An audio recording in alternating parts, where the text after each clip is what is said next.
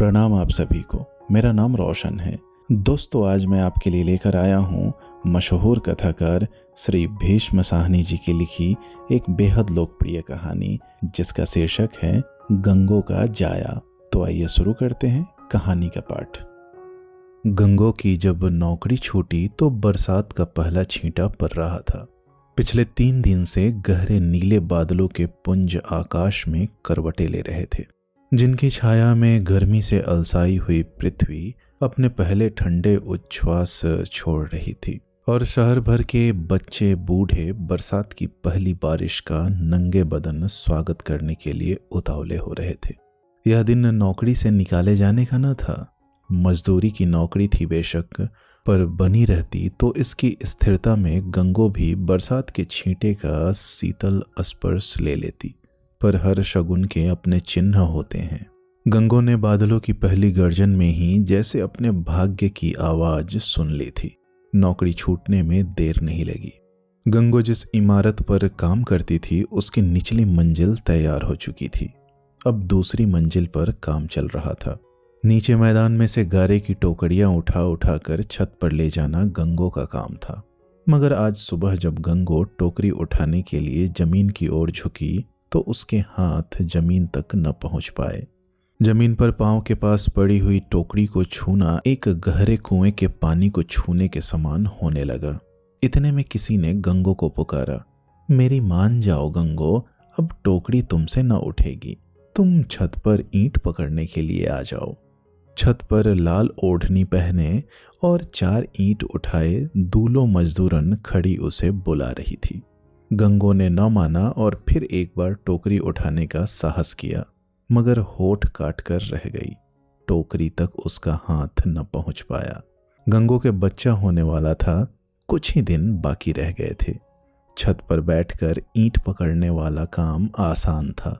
एक मजदूर नीचे खड़ा एक एक ईंट उठाकर छत की ओर फेंकता और ऊपर बैठी हुई मजदूरन उसे झपट कर पकड़ लेती। मगर गंगो का इस काम से खून सूखता था। कहीं झपटने में हाथ चूक जाए और उड़ती हुई ईंट पेट पर आ लगे तो क्या होगा। ठेकेदार हर मजदूर के भाग्य का देवता होता है। जो उसकी दया बनी रही तो मजदूर के सब मनोरथ सिद्ध हो जाते हैं, पर जो देवता के तेवर बदल जाएं तो अनहोनी भी होके रहती है।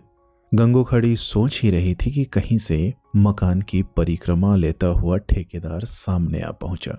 छोटा सा पतला शरीर, काली टोपी, घनी घनेरी मूंछों में से बीड़ी का धुआं छोड़ता हुआ गंगो को देखते ही चिल्ला उठा, खड़ी देख क्या रही है? उठाती क्यों नहीं? जो पेट निकला हुआ था तो आई क्यों थी? गंगो धीरे धीरे चलती हुई ठेकेदार के सामने आ खड़ी हुई। ठेकेदार का डर होते हुए भी गंगो के होठों पर से वह हल्की सी स्निग्ध मुस्कान ओझल न हो पाई, जो महीने भर से उसके चेहरे पर खेल रही थी। जब से बच्चे ने गर्भ में ही अपने कौतुक शुरू कर दिए थे और गंगो की आंखें जैसे अंतर्मुखी हो गई थी। ठेकेदार झगड़ता तो भी शांत रहती और जो उसका घरवाला बात बात पर तिनक उठता तो भी चुपचाप सुनती रहती। काम क्यों नहीं करूंगी? छत पर ईंटें पकड़ने का काम दे दो, वह कर लूंगी, गंगो ने निश्चय करके कहा। तेरे बाप का मकान बन रहा है, जो जी चाह करेगी। चल दूर हो यहां से। आधे दिन के पैसे ले और दफा हो जा। हरामखोर आ जाते हैं। तुम्हें क्या फर्क पड़ेगा? दूलो मेरा काम कर लेगी, मैं उसकी जगह चली जाऊंगी। काम तो होता रहेगा। पहले पेट खाली करके आओ, फिर काम मिलेगा। क्षण भर में ठेकेदार का रजिस्टर खुल गया और गंगो के नाम पर लकीर फिर गई। ऐन उसी वक्त बारिश का छींटा भी पड़ने लगा था।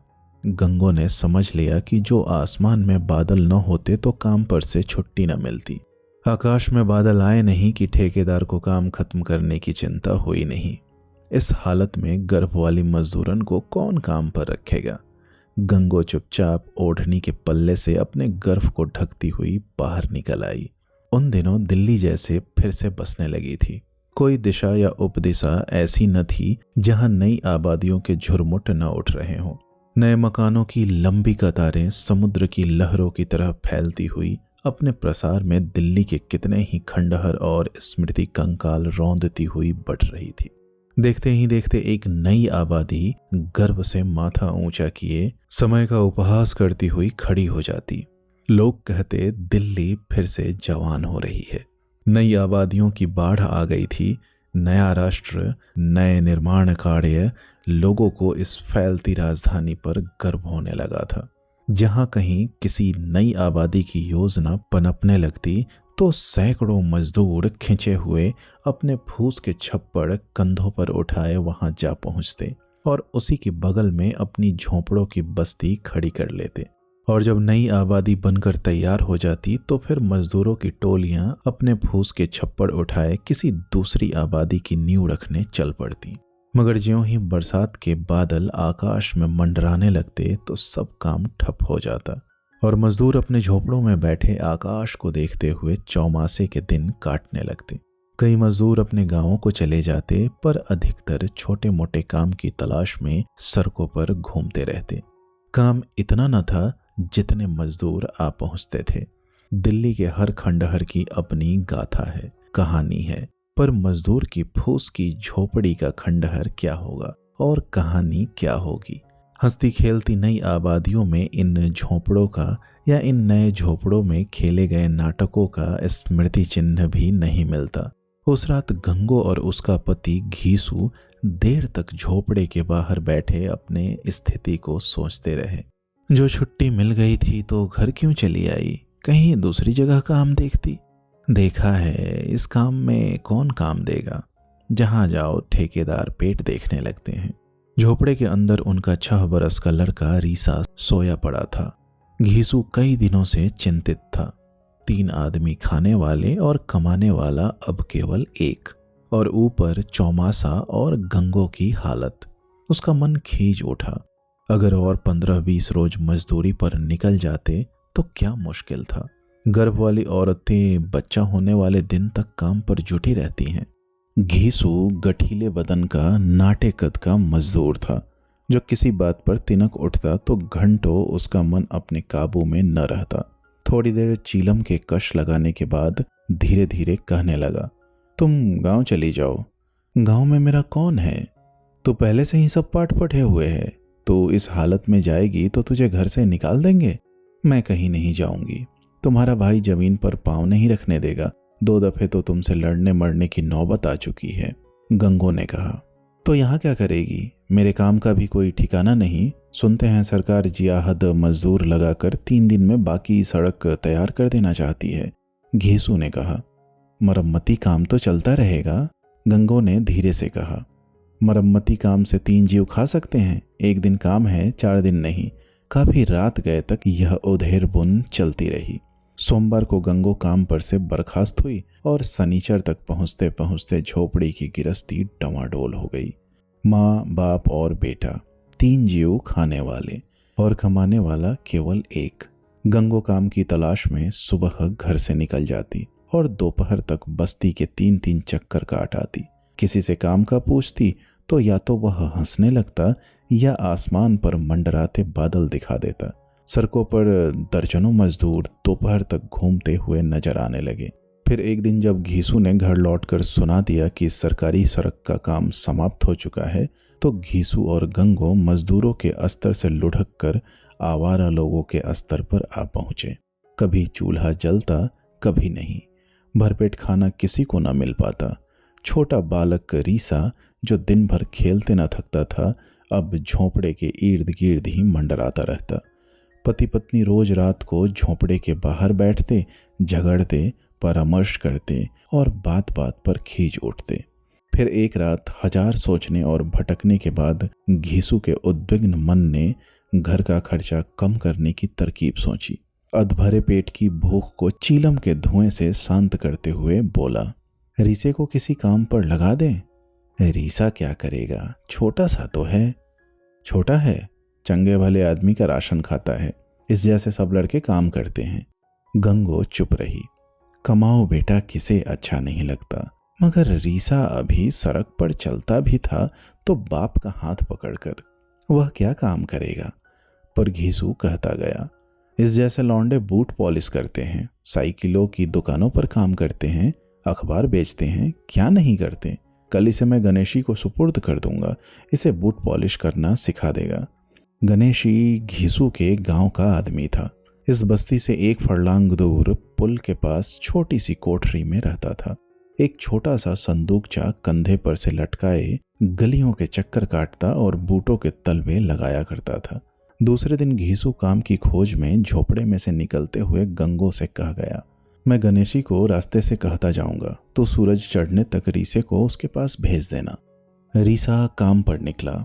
छोटा सा पतला शरीर, चकित उत्सुक आंखें, बदन पर एक ही कुर्ता लटकाए हुए गणेशी के घर तक पहुंचना कौन सी आसान बात थी। रास्ते में प्रकृति रीसे के मन को लुभाने के लिए जगह जगह अपना माया जाल फैलाए बैठी थी। किसी जगह दो लौंडे झगड़ रहे थे, उनका निपटारा करना जरूरी था। रीसा घंटा भर उन्हीं के साथ घूमता रहा। कहीं एक भैंस कीचड़ में फंसी पड़ी थी, कहीं पर एक मदारी अपने खेल दिखा रहा था। रीसा दिन भर घूम फिर कर दोपहर के वक्त हाथ में एक छड़ी घुमाता हुआ घर लौट आया। कह देना आसान था कि रीसा काम करे, मगर रीसे को काम में लगाना नए बैल को हल में जोतने के बराबर था। पर उधर झोपड़े में बची बचाई रसद क्षीण होती जा रही थी। दूसरे दिन घीसू उसे स्वयं गणेशी के सुपुर्द कराया और 5-7 आने पैसे भी पॉलिश के डिबिया और ब्रश के लिए दे आया। उस दिन तो रीसा जैसे हवा में उड़ता रहा। दिल्ली की नई नई गलियां घूमने को मिली, नए नए लोग देखने को मिले। चप्पे चप्पे पर आकर्षण था। रीसे की समझ में न आया कि बाप गुस्सा क्यों हो रहा था जब उसे यहाँ घूमने के लिए भेजना चाहता था। दुकानें रंग बिरंगी चीजों से लदी हुई और भीड़ इतनी कि रीसे का लुब्ध मन भी चकरा गया। रीसे की माँ सड़क पर आंखें गाड़े उसकी राह देख रही थी जब रीसा अपने बोझल पांव खींचता हुआ घर पहुंचा। अपने 6 सालों के नन्हे से जीवन में वह इतना कभी नहीं चल पाया था जितना कि वह आज एक दिन में। मगर माँ को मिलते ही वह उसे दिन भर की देखी दिखाई सुनाने लगा। और जब बाप काम पर से लौटा तो रीसा अपना ब्रश और पॉलिश के डिबिया उठाकर भागता हुआ उसके पास जा पहुंचा। बप्पू, तेरा जूता पॉलिश कर दूं? सुनकर घीसू के हर वक्त तने हुए चेहरे पर भी हल्की सी मुस्कान दौड़ गई। मेरा नहीं, किसी बाबू का करना जो पैसे भी देगा। और गंगो और उसका पति अपने कमाऊ बेटे की दिनचर्या सुनते हुए कुछ देर के लिए अपनी चिंताएं भूल गए। दूसरा दिन आया। घीसू और रीसा अपने अपने काम पर निकले। 2 रोटियां एक चिथड़े में लिपटी हुई घीसू की बगल के नीचे और एक रोटी रीसे की बगल के नीचे। दोनों सड़क पर इकट्ठे उतरे और फिर अपनी अपनी दिशा में जाने के लिए अलग हो गए। पर आज रीसा जब सड़क की तलाई पार करके पुल के पास पहुंचा तो गणेशी वहां पर नहीं था। थोड़ी देर तक मुंह में उंगली दबाए वह पुल पर आते जाते लोगों को देखता रहा, फिर गणेशी की तलाश में आगे निकल गया। शहर की गलियां एक के बाद दूसरी अपना जटिल इंद्रजाल फैलाए जैसे रीसे की इंतजार में ही बैठी थी। एक के बाद दूसरी गली में वह बढ़ने लगा, मगर किसी में भी उसे कल का परिचित रूप नजर नहीं आया। न ही कहीं गणेशी की आवाज सुनाई दी। थोड़ी देर घूमने के बाद रीसा एक गली के मोड़ पर बैठ गया। अपनी पॉलिश के डिब्बियां और ब्रश सामने रख लिए और अपने पहले ग्राहक की इंतजार करने लगा। गणेशी की तरह उसने मुंह टेढ़ा करके पॉलिश का शब्द पूरी चिल्लाहट के साथ पुकारा। पहले तो वह अपनी आवाज ही सुनकर स्तब्ध हो रहा, फिर निसंकोच बार बार पुकारने लगा। 5-7 मर्तबा जोर जोर से चिल्लाने पर एक बाबू जो सामने की दुकान की भीड़ में सौदा खरीदने की इंतजार में खड़ा था, रीसे के पास चला आया। पॉलिश करने का क्या लोगे? जो खुशी हो दे देना। रीसे ने गणेशी के वाक्य को दोहरा दिया। बाबू ने बूट उतार दिए और दुकान की भीड़ में फिर जाकर खड़ा हो गया। रीसे ने अपनी डिब्बियां खोली। गणेशी के वाक्य तो वह दोहरा सकता था, मगर उसकी तरह हाथ कैसे चलाता? बूट पर पॉलिश क्या लगी जितनी उसकी टांगों, हाथों और मुंह को लगा। एक जूते पर पॉलिश लगाने में रीसे की आधी डिब्बियां खर्च हो गईं। अभी बूट के तलवे पर पॉलिश लगाने की सोच ही रहा था कि बाबू सामने आकर खड़ा हो गया। रीसे के हाथ अनजाने में ठिठक गए। बाबू ने बूटों की हालत देखी। आओ देखा न ताओ जोर से रीसे के मुंह पर थप्पड़ दे मारा, जिससे रीसे का मुंह घूम गया। उसकी समझ में न आया कि बात क्या हुई है। गणेशी को तो किसी बाबू ने थप्पड़ नहीं मारा था। हरामजादे, काले बूटों पर लाल पॉलिश, और गुस्से में गालियां देने लगा। पास खड़े लोगों ने यह अभिनय देखा, कुछ हंसे, कुछ एक ने बाबू को समझाया, दो एक ने रीसे को गालियां दी और उसके बाद बाबू गालियां देता हुआ बूट पहनकर चला गया। रीसा हैरान और परेशान कभी एक के मुंह की तरफ कभी दूसरे के मुंह की तरफ देखता रहा और फिर वहां से उठकर धीरे धीरे गली के दूसरे कोने पर जाकर खड़ा हो गया। हर राह जाते बाबू से उसे डर लगने लगा। गणेशी की तरह पॉलिश चिल्लाने की उसकी हिम्मत न हुई। रीसे को माँ की याद आई और उल्टे पांव वापस हो लिया, मगर गलियों का कोई छोड़ किनारा न था। एक गली के अंत तक पहुंचता तो 4 गलियां और सामने आ जाती। अनगिनत गलियों में घूमने के बाद वह घबरा कर रोने लगा, मगर वहां कौन उसके आंसू पोंछने वाला था।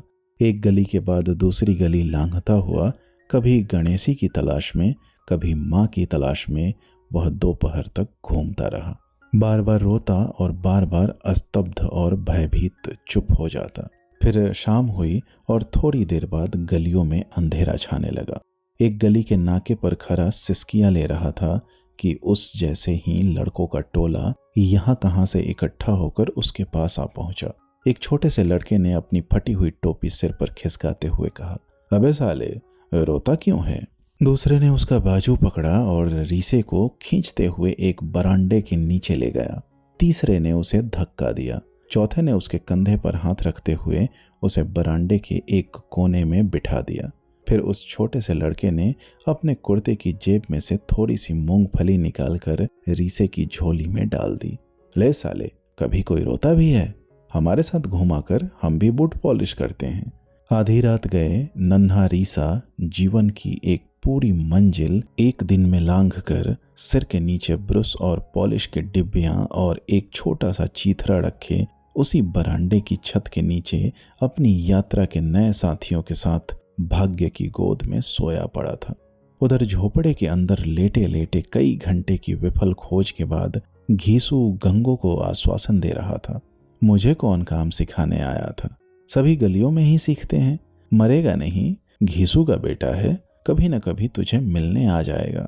घीसू का उद्विग्न मन जहां बेटे के यूं चले जाने पर व्याकुल था, वहां इस दारुण सत्य को भी नहीं भूल सकता था कि अब झोपड़े में 2 आदमी होंगे और बरसात काटने तक और गंगो की गोद में नया जीव आ जाने तक झोपड़ा शायद सलामत खड़ा रह सकेगा। गंगो झोपड़े की बालिस्त भर ऊंची छत को ताकती हुई चुपचाप लेटी रही। उसी वक्त गंगो के पेट में उसके दूसरे बच्चे ने करवट ली, जैसे संसार का नवागंतुक संसार का द्वार खटखटाने लगा हो। और गंगो ने सोचा, यह क्यों जन्म लेने के लिए इतना बेचैन हो रहा है।